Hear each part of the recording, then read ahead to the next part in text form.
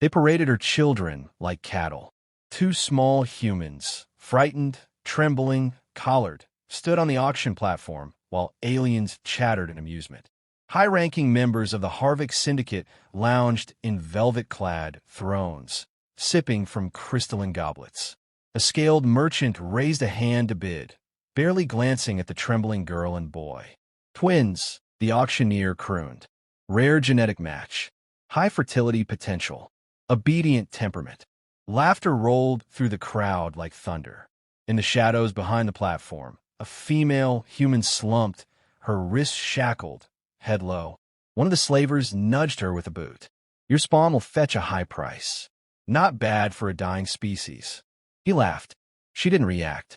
Her eyes were closed. Not asleep. Not drugged. Just still. Back on Earth, the sky had torn open like paper. Cities incinerated within hours. The Harvick dropped from orbit in silence. No threats, no demands, just eradication.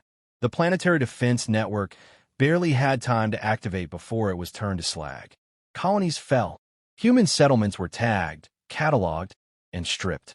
Families separated. Resistance squashed. Survivors, few as they were, became product. Dr. Elena Ruiz had been one of the survivors. Once a biochemist stationed on the Artemis colony, she'd been preparing her children's breakfast when the sirens wailed. Her partner didn't make it to the shelter. She did. With her children in her arms, she watched through reinforced glass as the colony burned. A week later, slavers cracked the safe zone and loaded her into a container with dozens of others. Her twins were taken in the night. That was 60 hours ago. She'd memorized every face since then. In the auction room, she sat upright as another bid was called. The crowd roared approval. Someone shouted, "Split them. Twins sell better separately." The auctioneer grinned and agreed. 2 separate lots. Twice the profit. Elena opened her eyes. One of the guards noticed. He knelt beside her, sneering. "Still alive, Taryn? Good. You'll see them one last time before we ship them off. Maybe you'll get lucky and be sold to the same system. Wouldn't that be sweet?" He chuckled. She blinked once. He frowned. Nothing to say. She licked her lips slowly and murmured, "Who took my kids?" The tone was not pleading. It was surgical, cold, a whisper that cut through the noise of the room like a scalpel. The guard scoffed. "Everyone here owns you now. You're in the middle of the galaxy's finest. What does it matter?" Elena didn't respond. She didn't need to. She was counting exits. She'd already memorized the guard rotation schedule. One of them wore an old model stun gun holster. Another carried a key card openly. The cuffs they used weren't designed for human anatomy, too tight on alien wrists, too loose on hers. Her hands had already started slipping free. Her captors mistook her stillness for despair. That was their first mistake. Back in the holding cells, she'd cataloged cleaning chemicals left by the maintenance drones. The Harvick didn't care if humans understood their tech. They assumed we were too primitive. She smiled faintly at the memory of those same chemicals being used in fusion processors, because she'd studied them. Design variants, in fact. They didn't know that. They didn't bother to ask. She wasn't planning revenge. She was executing a process. The next guard passed by her cell. She coughed weakly, slumping to one side. When he opened the panel to scan her vitals, her hands snapped upward, free. One jab to the throat. He hit the floor.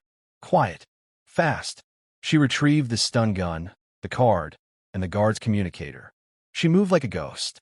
Back in the auction chamber, her children were being led to separate exit doors. A large insectoid creature jabbed her son with a cattle prod. He whimpered. The auctioneer announced, "Sold. Next lot begins in 5. A loud chime echoed across the station. Emergency systems locked down. Lights dimmed. Confusion spread like wildfire. The auctioneer froze mid-sentence. Doors sealed. The crowd buzzed with unease. The speaker crackled. A voice filled the chamber. Flat. Unemotional. "I am Dr. Elena Ruiz. You took my children." Silence followed. Someone screamed as the lights flickered. A Harvick body was found in the corridor, neatly sliced across the neck. Blood painted a message across the wall. "I am coming." One of the bidders demanded immediate extraction. Another pulled a weapon. Panic rippled outward like a tidal wave. The guards scurried to locate Elena. Too late. By the time they checked the prisoner manifest, 4 more slavers were dead. One had ingested his own venom, trying to escape. The rest found doors locked, lights dimmed, cameras offline. She was no longer hiding. She was moving. She was hunting. The Harvick underestimated her. They always did. In the dim service corridors of the slave ship Vorix Pride, Elena moved like vapor. She kept low, stepped soundless. Her mind operated with precision. Calculate, adapt, execute. The stun gun she'd taken had limited charges. Useless in a prolonged fight. She needed alternatives. The Harvick preferred brutality over efficiency. Their maintenance supplies were scattered, unsecured. She found a cabinet beneath the mess hall and opened it with the stolen keycard. Inside, degreasers, ammonia variants, protein solvents. Inert separately, lethal when combined. She remembered formulas from her early research days. She whispered ingredients to herself as she worked. In under 3 minutes, she had a crude aerosol compound. Non-lethal to most Harvick, but powerful enough to knock out their respiratory systems for critical seconds. That's all she needed. Time. A technician turned the corner. Elena sprayed him directly in the face. His chitinous mandibles fluttered. He hit the wall. Unconscious. She pulled him into the shadows, stripped his outer robe, and took his ID tag. The system didn't recognize her biology, but ID overrides were simple. She bypassed a biometric lock by attaching the Harvick's still-twitching limb to the scanner. The doors slid open. Inside a surveillance room, dim, chaotic, 2 staff arguing about the lockdown. Neither noticed her until it was too late. 1 shot. 2. They collapsed. Elena disabled the cameras with sharp, clean keystrokes. She mapped the ship's schematics, detention wings, auction platforms, engine core. Her children were being held in medical prep for final inspection. 2 levels down. 3 locked doors. 5 armed guards. She committed the numbers to memory and shut off the console. The ship-wide comm crackled again. Harvick Security had located her last known position and dispatched a squad. She was no longer a curiosity. Now she was a priority. That was a mistake. She descended a maintenance shaft, crawling through coolant mist and wiring ducts. Every inch was charted in her head. These weren't random movements. This was control. Intent. She wanted them watching. She wanted their fear. The next checkpoint was guarded by a pair of sentries, heavily armored, twitchy. She lured them with a short burst of sound from a stolen communicator. One left his post. The other stood alone. Elena dropped behind him, looped a length of chemical tubing around his throat, and pulled. He struggled for 3 seconds, then stopped. She retrieved a pulse grenade from his belt. Primitive. Effective. With the second guard investigating a false signal, she tossed the grenade down the corridor. He turned too late. The blast hit his suit, non-lethal but disorienting. Elena moved in and delivered a precise strike to his throat, followed by a knee to the abdomen. He folded. She kept going. At a junction panel, she reprogrammed environmental systems for localized decompression near the barracks. Harvick soldiers scrambled to respond. Elena watched them evacuate through sealed doors. Every one of them farther from her children. She wasn't winning by force. She was controlling the board. 1 more corridor. 1 final lock. Inside the medical prep bay, she saw them. Her twins, strapped to cots, unconscious but alive. Sedated. Cleaned. Tagged for transport. A Harvick medic stood nearby, checking vitals. She entered without sound. The medic turned just as Elena fired. His chest collapsed inwards, black blood spraying the wall. She didn't pause. She ripped out the IVs, checked her children's pulses. Stable. Breathing. She applied a stimulant from the supply tray. The girl stirred first, mumbling incoherently. Elena held her close. Stay with me. The boy's eyes fluttered.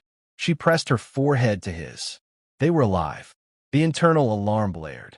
Someone had tripped a failsafe. They knew she was here. She activated the medbay lockdown, sealing the doors. It wouldn't hold forever, but it would be enough. Her fingers danced across the terminal, overriding cargo transfer controls and rerouting power to the docking bay. She set the Harvick ship's engines to low-level FTL pulse burn, enough to trigger emergency evacuation across the lower decks. Then she broadcast a message. "This is Dr. Elena Ruiz. You've made a mistake. You thought I would break. You thought humans were animals. You were wrong. I came for my children. I'm not leaving without them." The message looped on every open frequency. The Harvick scrambled. The slave handlers panicked. Some tried to flee the ship entirely. Elena wrapped her children in thermal blankets, whispering their names over and over. They were groggy but conscious. She pressed a sedative patch to each of their necks, just enough to keep them calm for transport. She picked them up, one in each arm. Outside the med bay, she could hear heavy footsteps, guttural voices, static chatter. They were rallying, preparing for confrontation. She looked down at her children and exhaled slowly. They came for property. They would leave in pieces. Elena didn't slow down. The ship's internal sensors were scrambling to realign after a power reroute, giving her precious minutes of misdirection. She used them well. She carried her children through the service conduits, avoiding major corridors. The weight slowed her, but adrenaline kept her steady. Her daughter stirred, trying to speak. Elena whispered, "Quiet." Almost there. The boy's breath was shallow but regular. She adjusted her grip and kept moving. Near the auxiliary hangar, she triggered the emergency depressurization override. Airlock doors slammed shut across Deck C, sealing off half the Harvick response units. Others were rerouted by the ship's auto-navigation, now under Elena's control. They didn't know it yet. A group of Harvick guards closed in from the south corridor, blocking her path. She placed the children gently behind a supply crate and pulled a vent pipe from the wall. The moment they came around the corner, she charged. She didn't need finesse, just precision. The first fell with a single strike to the neck. The second fired a plasma bolt that missed her by inches. She slammed the pipe into his wrist, then drove her elbow into his jaw. He dropped. The third drew a blade. She snapped his knee backward, wrenched the weapon from his grip, and drove it through his side. 3 bodies. 10 seconds. She checked the children. Still safe. She pushed forward, dragging them into the inner maintenance lift. The override took a moment, long enough for more slavers to converge. She tossed a thermal detonator out into the hallway before the doors closed. The boom shook the lift shaft. Down 1 level. The engine core loomed beyond reinforced plating. Not her target. She bypassed it and reached the ship's neural control node. Here, the AI linked directly to Harvick Command. She plugged in the stolen technician's tag, spliced the feed, and opened a line. Harvick Command responded with a snarl. "Who dares? This is Dr. Elena Ruiz. I have neutralized your security team, disabled internal systems, and seized control of this vessel. Your slavers are dead or dying. Your ship is compromised. You took my children. That was your last mistake." She terminated the line. The neural relay began to heat under power reroute. She set a timed cascade, engine overload in 40 minutes. Enough to escape. Enough to destroy the vessel. She retrieved her children and made for the hangar. More guards, this time better armed. She dove behind cover, laying suppressive fire with the stun gun. It fizzled. Last charge. She tossed it into the fray and charged again. She fought with improvised weapons, shards of piping, broken restraints, anything sharp or heavy. The Harvick were stronger. She was faster, angrier. One by one, they fell. Broken limbs, crushed throats, punctured chests. She moved with no hesitation, no mercy. They weren't soldiers to her. They were obstacles. The ones who laughed as her children were auctioned like meat. She remembered their faces. She destroyed them. The last guard reached for a distress beacon. She crushed his hand, grabbed the beacon, and rammed it down his throat. He convulsed and died. Bloodied, breathing hard, she returned to the twins. The girl looked up at her, blinking. "Mama, I'm here." She activated the hangar doors. A Harvick lieutenant blocked the final path, dragging her son by the collar. "Surrender, or the spawn dies." Elena stepped forward. "No," he said. "No closer." She said nothing. Her hands hung loose, empty. She stared into his compound eyes. "You think you've won?" he hissed. "We'll rebuild. We always do." She smiled. We won't let you. The moment he shifted his weight, she moved. Her daughter rolled free as Elena lunged. One strike to the wrist. The boy dropped. Elena caught him mid-fall and twisted, using the momentum to slam her boot into the Harvick's knee. He fell. She landed on top of him and drove her elbow into his throat again and again until he stopped twitching. She gathered her children and ran for the escape shuttle. Systems were already pre-primed. Docking clamps released. Engines flared. The moment the hatch sealed, she triggered the ship's self-destruct from her console. As the shuttle detached, the Vorix Pride exploded behind them. Light filled the viewport. Debris scattered into orbit. Her hands trembled on the controls. She had done it. She looked back at her children, curled up in blankets, eyes closed. Breathing. They were safe. For the first time since the invasion, she let her body relax. But her mind stayed sharp. This wasn't over. The shuttle drifted silently beyond the wreckage, sensors offline to avoid detection. Elena monitored their trajectory, adjusting the course toward an old relay beacon she remembered from a defunct human outpost. Her fingers moved efficiently, despite the exhaustion creeping into her bones. No time to rest. No certainty of safety. Survival was temporary. Freedom was conditional. But they were alive. Her daughter stirred again. Where are we going? Somewhere they won't find us. Elena answered, voice low, steady. Not yet. The Harvick wouldn't let the destruction of Vorix Pride pass unanswered. They'd lost product. Prestige. A symbol of control. They'd make noise. They'd search.